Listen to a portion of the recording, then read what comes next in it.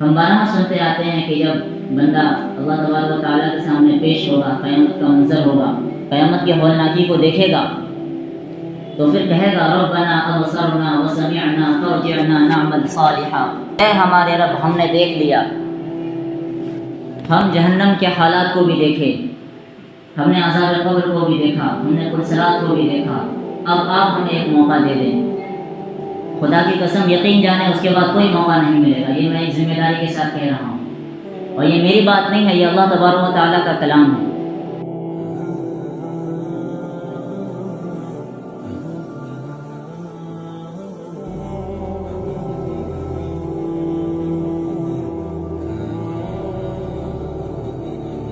تمام مخلوقات جس کے اندر بھی جان ہے، زندگی ہے، جسے بھی اللہ تبارک و تعالیٰ نے اس دنیا میں ایک مرتبہ بھیجا ہے، تمام کو موت کا مزہ چکھنا ہے کہ اذا جاء اجلهم فلا يستأخرون ساعة ولا يستقدمون، یہ موت کا وقت قریب آتا ہے تو وہ ایک لمحہ ایک ساعت کے لیے بھی مہلت نہیں دیتا۔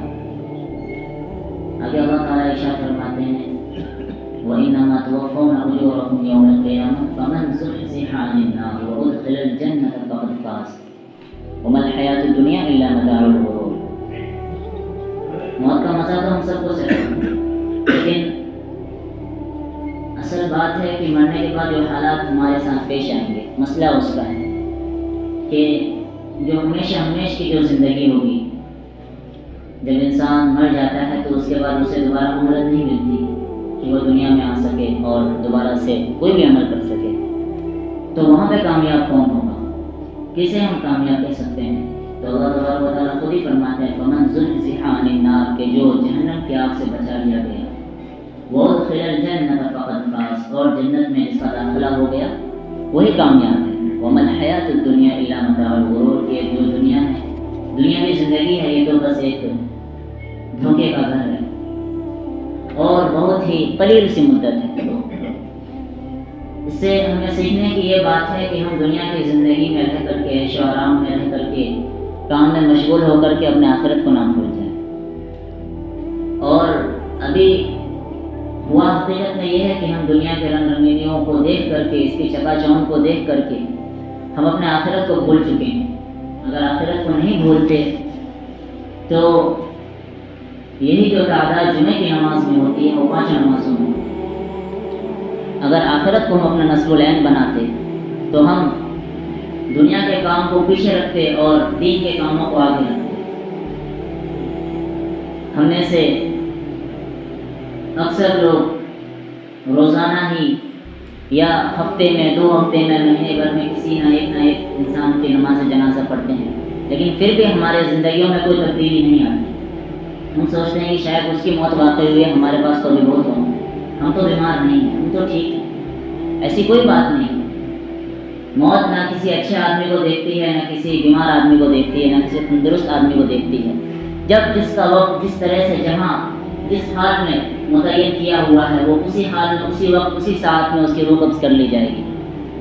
خوش نصیب ہے وہ لوگ جن کو زندگی مہلت دیتی ہے توبہ استغفار کرنے کی، اپنے گناہوں سے معافی مانگنے کی، اور بد نصیب ہے وہ شخص کہ جسے زندگی موقع ہی نہ دے، بلکہ موقع تو ملتا ہے اور وہ اس کو غنیمت نہ سمجھے اور اسی غفلت میں اس کی موت واقع ہو جائے۔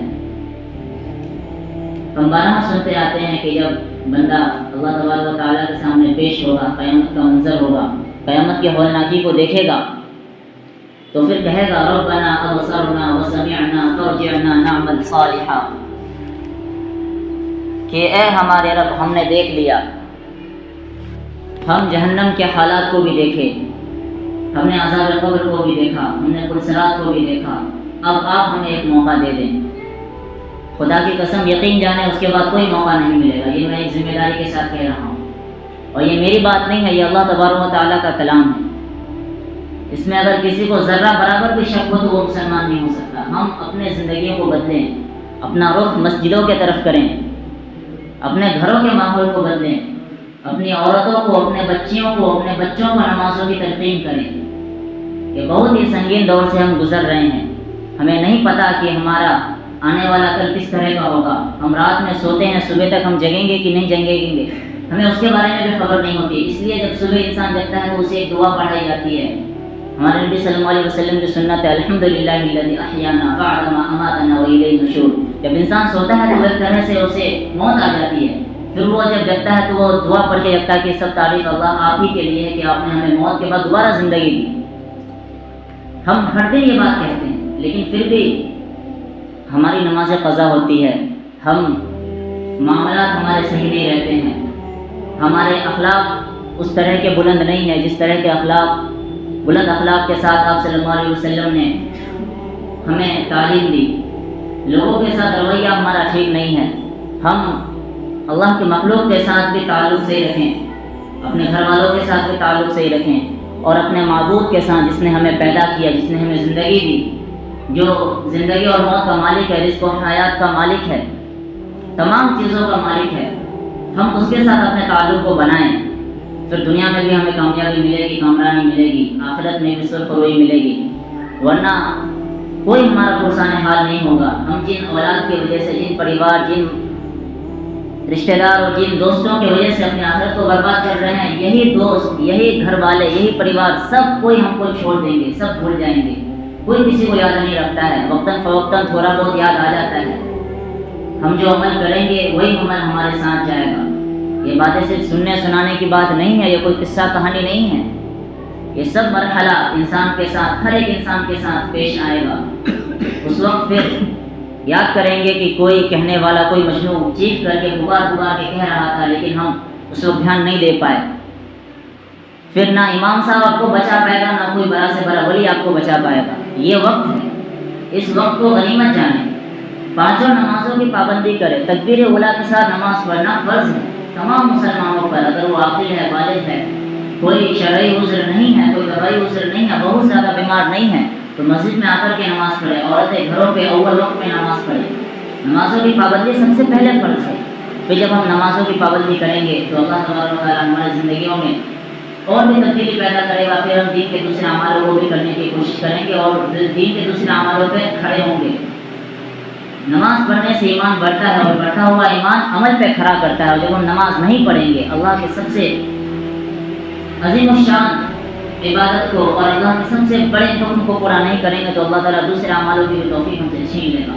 پھر کہیں ایسا نہ ہو کہ ایمان کے بغیر جو ہے کہ ہمارا خاتمہ اور ایمان کے بغیر موت آ جائے. ایسے بھی بہت سارے لوگ ہیں کہ موت کے وقت انہیں ایمان نصیب نہیں ہوتا، کلمہ نصیب نہیں ہوتا. بہت سارے ایسے لوگ ہیں کہ زندگی پتہ نہیں کس طرح سے گزارتے ہیں، انہیں پتہ بھی نہیں ہوتا کہ ایمان پر ان کا خاتمہ ہوا بھی ہے کہ نہیں ہوا ہے. ہم اپنا محاسبہ کریں، ہم اپنا جائزہ لیں.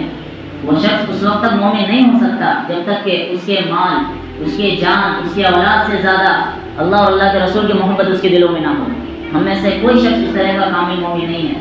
ہماری اولادیں، ہمارے بال بچے، ہمارے پریوار، ہماری مال و دولت، یہ سب کچھ ایمان کے آگے راستے میں حائل اور رکاوٹ ہو جاتی ہے. اس کا مطلب یہ ہے کہ ہم ایمان کو مقدم نہیں رکھ رہے ہیں بلکہ مؤخر رکھ رہے ہیں. ہم اپنی زندگیوں کو بدلیں. آج سے ابھی سے عہد کریں کہ ہماری جو نمازیں چھوٹی ہیں ہم اس کی قضا کریں گے، اور آئندہ سے ایک بھی نماز کو ہم نہیں چھوڑیں گے. ہم سب عہد کرتے ہیں انشاءاللہ. سارے ساتھی بولیں انشاءاللہ. اللہ تبارک و تعالیٰ کے سننے سے عمل کی توفیق عطا کرنا. وآخر دعوانا الحمدللہ رب العالمین.